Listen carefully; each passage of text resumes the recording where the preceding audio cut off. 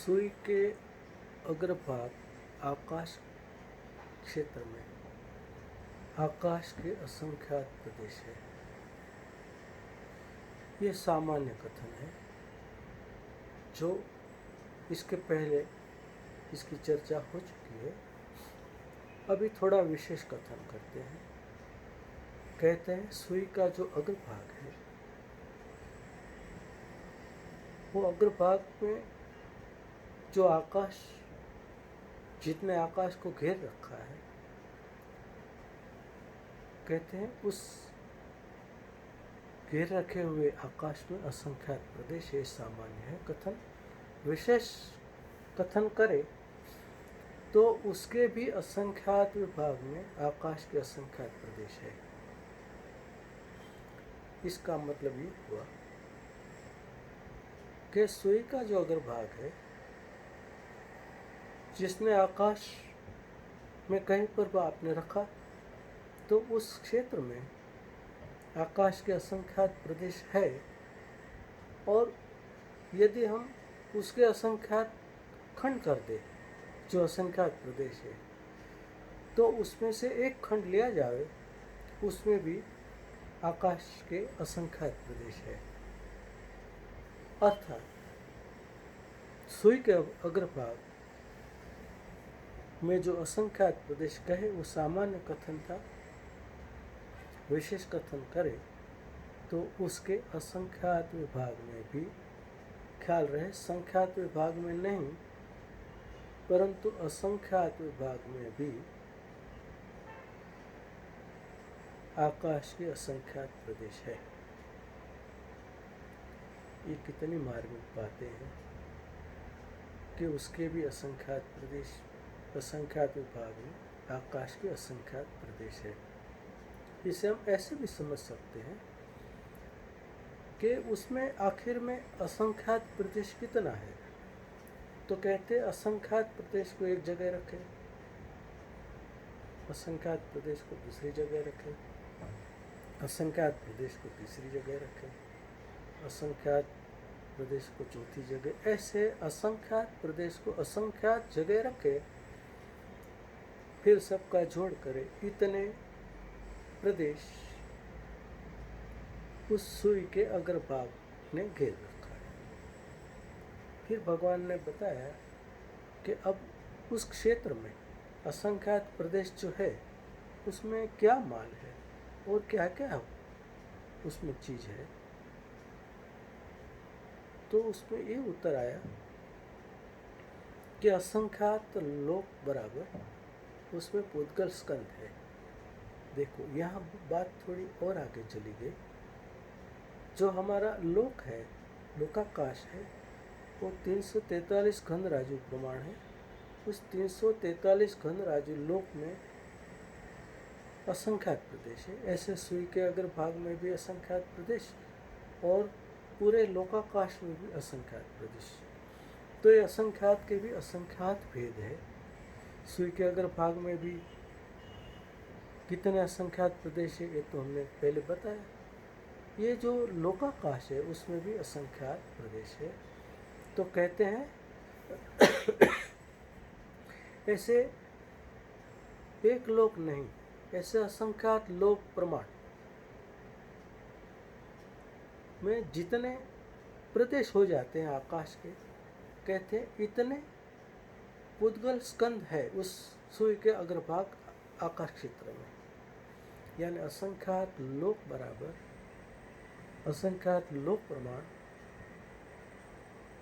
पुद्गल स्कंद है। अभी ये जो एक पुद्गल स्कंद लेवे हम, तो एक पुद्गल स्कंद में ही अनंत परमाणु है। संख्यात नहीं, असंख्यात नहीं, परंतु अनंत परमाणु है।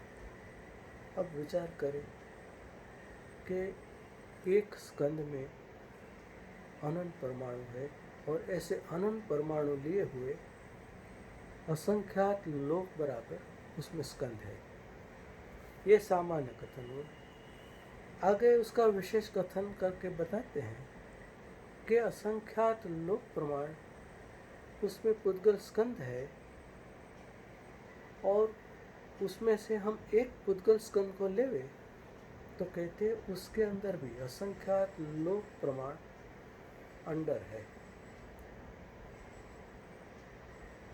अभी ये स्कंद जो था उसमें अनंत परमाणु तो बताए थे एक स्कंद में। अभी कहते हैं उसके गहराई में हम जब जाते हैं तो उसकी गहराई में भी क्या है, उसकी गहराई में असंख्यात लोक प्रमाण अंडर है। इस स्कंद के अंदर अंडर है और एक अंडर में भी पुद्गल के स्कंद तो है ही है। और जैसे उसमें पुद्गल स्कंद था ये थोड़ा और सूक्ष्म हो गया, जैसे आकाश के प्रदेश के में असंख्यात भाग में असंख्यात प्रदेश है, वैसे ये असंख्यात लोक प्रमाण पुद्गल स्कंद जो है उसमें से एक स्कंद लिया जाए तो एक स्कंद में असंख्यात लोक प्रमाण अंडर है। अब दो में आप कंपेयर करें कि एक स्कंद में ही असंख्यात लोक प्रमाण अंडर है तो वहाँ तो असंख्यात लोक प्रमाण पुद्गल स्कंद है, तो कितने अंडर हो गए, थोड़ा विचार करें। इसलिए आपको थोड़ी सूक्ष्मता समझ में आएगी। फिर आगे कहते हैं ये भी सामान्य कथन है, विशेष कथन सुनो। एक अंडर उसमें से लिया जाए, उस एक अंडर में असंख्यात लोक प्रमाण आवास है। अभी एक पुद्गल स्कंद में असंख्यात लोक प्रमाण अंडर बताए, एक अंडर में असंख्यात लोक प्रमाण आवास बताए। अब विचार करें कि कितना भीतर भीतर में और माल है। फिर आगे कहते हैं एक आवास, असंख्यात लोक प्रमाण आवास है, उसमें से एक आवास लिया जाए तो कहते हैं उसमें असंख्यात लोक प्रमाण पुलवी है। पहले स्कंद कहा, फिर अंडर कहा, फिर आवास कहा, फिर पुलवी कहा, ये चौथा। यहाँ तक तो पुद्गल ही पुद्गल है, पुद्गल के भीतर पुद्गल, उसके भीतर पुद्गल, उसके भीतर पुद्गल, इसके भीतर पुद्गल। तो मानो उसकी गहराई में जैसे आत्मा है, उसमें जो गहराई है, जो भीतर की ठोस पने की जो गहराई है, उस गहराई में जो माल है, वैसे यहाँ पर इसकी गहराई में क्या क्या माल है ये ज्ञान कराया गया। अब आचार्य देव कहते हैं अब सुन, अब एक पुलवी ले, उस पुलवी में असंख्यात लोक बराबर निगोद शरीर है। ये पांचवा आया तो ये सामान्य का विशेष, फिर उसका विशेष, फिर उसका विशेष, फिर उसका विशेष, ऐसे ये निगोद शरीर आ गया। अब विचार करो कि एक पुलवी में असंख्यात लोक बराबर निगोद शरीर है, और ऐसे असंख्यात लोक प्रमाण निगोद शरीर जो पुलवी में है, ऐसी असंख्यात लोक प्रमाण पुलवी उस आवास में है, और ऐसे असंख्यात लोक प्रमाण आवास उस अंडर में है, और उस अंडर में असंख्यात लोक बराबर पुद्गल स्कंद है। तो ये कितनी महाराशि हो गई कि जिसके भीतर में इतना माल है। फिर आगे कहते हैं एक निगोद शरीर उसमें से लिया जाए, क्योंकि जो असंख्यात लोक प्रमाण निगोद शरीर बताया उसमें से एक निगोद शरीर लिया जाए उस एक निगोच शरीर में अनंत सूक्ष्म जीव है, अनंत सूक्ष्म निगोच के जीव है एक निगोच शरीर में। अब वहाँ पर निगोच शरीर की संख्या तो असंख्यात लोक प्रमाण पूर्वी में ऐसे भीतर भीतर आप चले जाओ तो कितनी असंख्यात लोक प्रमाण राशि बैठ रही है। ये तो एक सुई का अग्रभाग बताया। तो ये पूरा 343 गंधराजी लोक जो है उसमें ऐसी सुई की नोक कितनी बैठ सकती है और उसमें क्या है। यानी हमारा पूरा लोक ठसाठस पुद्गल स्कंदों से भरा हुआ है। हमारा लोक पूरा ठसोठस पुद्गल स्कंदों से भरा हुआ है। उस पुद्गल स्कंद में ठसोठस अंडर है। अंडर भी एक प्रकार का पुद्गल स्कंद ही है। उस अंडर में असंख्यात लोक प्रमाण आवास है, उसी में असंख्यात लोक प्रमाण पूर्वी है और उसी में असंख्यात लोक प्रमाण निगोच शरीर है। अब ये पूरा विश्व ऐसे ठसाठस भरा हुआ है और एक निगोच शरीर में अक्षय आनंद सूक्ष्म जीव बताए। कितना सूक्ष्म जीव होगा अक्षय आनंद? कहते हैं उसका अनंतवा भाग। आप उसके कितने भी अनंतवा भाग करो, उसका आनंद करो, फिर उसका आनंद करो, फिर उसका अनंतवा भाग करो, ऐसे कितना ही अनंतवे भाग करते जाओ, तब जो एक भाग आता है इतने जीव कुल मोक्ष जाएंगे। अर्थात इतने जीव भी तो मोक्ष नहीं जाएंगे। फिर भी ऐसा कह दिया कि निगोच शरीर में ऐते जीव बखान तीन काल के सिद्ध सम एक अंश प्रमाण। यानी भूतकाल में जितने सिद्ध हो गए, वर्तमान में जो हो रहे हैं और भविष्य में जितने सिद्ध होंगे, वो सब सिद्ध महाराज उसके अंश बराबर है। यानी एक निगोच का जो शरीर है उसमें जितने सूक्ष्म जीव है उसका 3 काल में मोक्ष नहीं होगा। 3 काल में जो मोक्ष भूतकाल में जो हो चुका है, वर्तमान में हो रहा है, भविष्य में जो होगा, वो उसमें एक अंश बराबर है। तो एक अंश बराबर है यानी बाकी का सारा जो है उसमें इतने जीव भरे पड़े हैं जिसका कभी मोक्ष नहीं होगा। अधिक कहे तो उसमें इतने जीव है जो कभी बाहर ही नहीं आएंगे, वो अनंत काल तक उसी में ही रहेंगे। क्योंकि 6 महीना 8 समय में 608 जीव ही निगोच में से बाहर आते हैं और इतने ही जीव मोक्ष चले जाते हैं।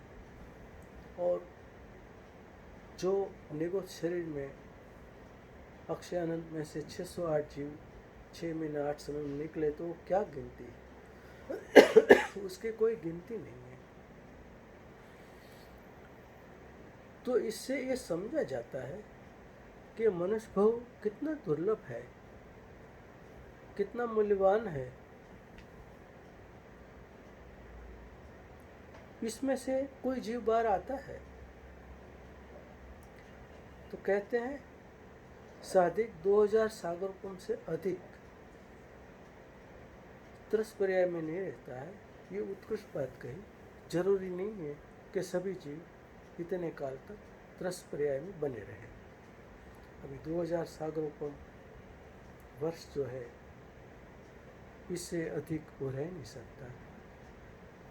फिर वो नेम से निगोद चला जाता है और निगोद में जाने के पश्चात वो जीव का नंबर कब लगेगा बाहर आने में। कहते हैं 2.5 पुद्गल परावर्तन उसका उत्कृष्ट काल है। तो एक अर्ध पुद्गल परावर्तन के अनंतवें भाग में अनंत सागरोपम के वर्ष चले जाते हैं।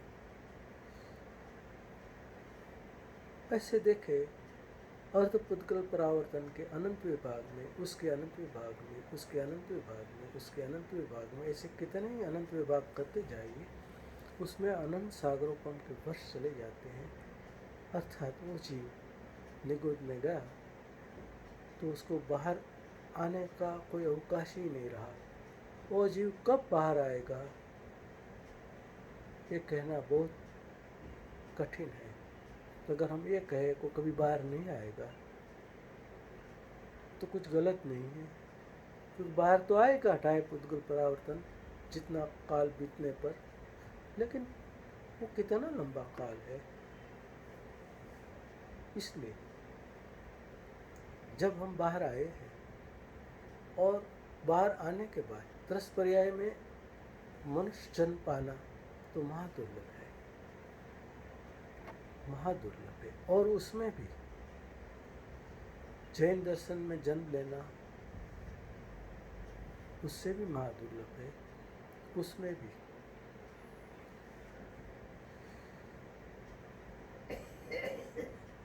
ऐसा जैनपना जो हमें पूज्य गुरुदेव श्री से प्राप्त हुआ है, ऐसा जैन दर्शन की प्राप्ति होना तो महादुर्लभ है। और उससे भी तत्व का उपदेश सुनना महादुर्लभ है। जैसे हमारे बहुत से मोक्ष है, हमारे बच्चे हैं, वो तो यही कहते हैं गुरुदेव के आज्ञावर्ती है, लेकिन गुरुदेव का तत्व क्या है उसके कान में पढ़ना महादुर्लभ है। और कान में पढ़ने के बाद उसके ऊपर विचार चलना, उसके ऊपर मनन चलना, ये बहुत ही दुर्लभ है। और मनन चलना और उसके प्रति अनंत प्रेम आना, अनंत उत्साह आना, ये तो उससे भी महादुर्लभ है। और एक रूप त्रिकालिक रूप विनायक पर दृष्टि चली जाना ये कितना दुर्लभ है। और सम्यक दर्शन प्राप्त होना कितना महादुर्लभ है। इसलिए हमें इसके ऊपर गंभीरता से विचार करके अपना कल्याण शीघ्र ही शीघ्र कर लेना चाहिए, अन्यथा ये पर्याय समाप्त होने में कुछ देरी नहीं है। कब आँख बंद हो जाए फिर हम इस विराट विश्व में हम कहाँ चले जाए, ये सोचने पर आपको आंखों से आंसू आ जाएंगे। आप विचार करें, एक छोटा मोती समुद्र में गिर जाए तो क्या वो हाथ में आता है फिर से? ऐसे ये मनुष्य जन्म और ऐसा तत्व जिनवाणी स्वपर के भेद विज्ञान की उत्कृष्ट बातें, एक ध्रुव विनायक के प्रति अनंत उत्साह और प्रेम, ये सब कितना दुर्लभ है। इसलिए हमें अपना कल्याण करने में प्रमाद में रहना जैसा नहीं है। शीघ्र ही हमें अपना कैसे कल्याण हो इस दिशा में विचार करना चाहिए। ऐसे भी जो 4 गति है, तिरंज गति, देवगति, नरक गति, मनुष्य गति, इसमें हम देखें तो जो जीवों की संख्या है तो हम मनुष्य की संख्या देखें वो गिनती के बराबर है। क्योंकि आज हम कह सकते हैं कि विश्व की इतनी बस्ती है, उत्कृष्टपर्ण मनुष्यों की संख्या आगम में जो बताई है इससे ज़्यादा तो है ही नहीं, वो भी संख्या ही है। और नरक के जो जीव है वो असंख्यात बताए हैं, यानी नरक में असंख्यात जीव है, देव में उससे भी असंख्यात जीव है,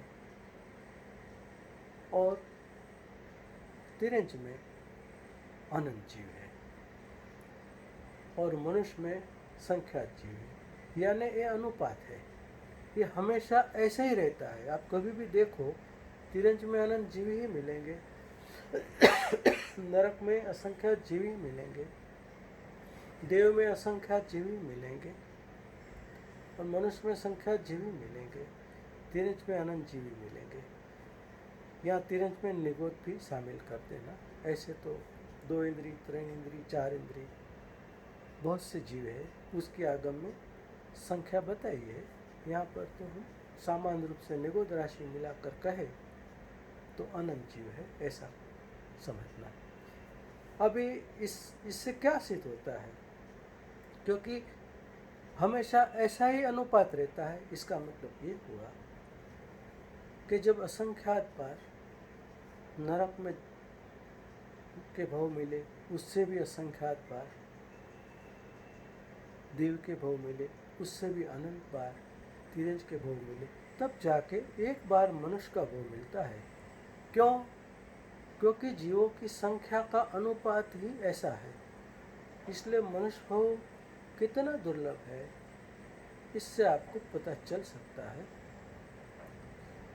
ये महा दुर्लभ मनुष्य भव है और हमारे महाभाग्य है कि हमें जिनवाणी मिली, तो जो गुरुदेव श्री मिले और उनकी वेद विज्ञान पर उत्कृष्ट चरम सीमा वाली बातें हमें कान में पड़ी, हमारे मन में समाई, हमारी धारणा ज्ञान में आई। हमने हमारे सबकॉन्शियस माइंड में ये सारी बातें अंकित हुई। यदि हम इसके ऊपर ध्यान न देंगे तो ये मनुष्य पर्याय पूरी हो जाएगी। फिर जो जो देशना हमें मिली है वो कुछ काल के पश्चात समाप्त हो जाती है, क्योंकि धारणा ज्ञान में उत्कृष्ट संख्या से ज़्यादा तो रहता नहीं धारणा ज्ञान में। फिर वो टिल्ट हो जाती है, चली जाती है, समाप्त हो जाती है। इसलिए देशनालब्धि मिलने के पश्चात हमें अपूर्व निर्णय करके सम्यक दर्शन की प्राप्ति कर लेना चाहिए। सम्यक दर्शन की प्राप्ति यदि नहीं हुई तो ये समझो हम निश्चित निगोद में ही जाएंगे। लेकिन ऐसा निगोद का भय नहीं रखना, निर्भय होके अपना काम कर लेने जैसा है। मैं कौन हूँ, मेरा स्वरूप क्या है, इसके ऊपर विचार करके गहराई में उतर कर आत्मा का अनुभव करके हम सब इस मनुष्य भव को सार्थक करें। ऐसी मंगल भावना के साथ ये बातें पूरी करता हूँ।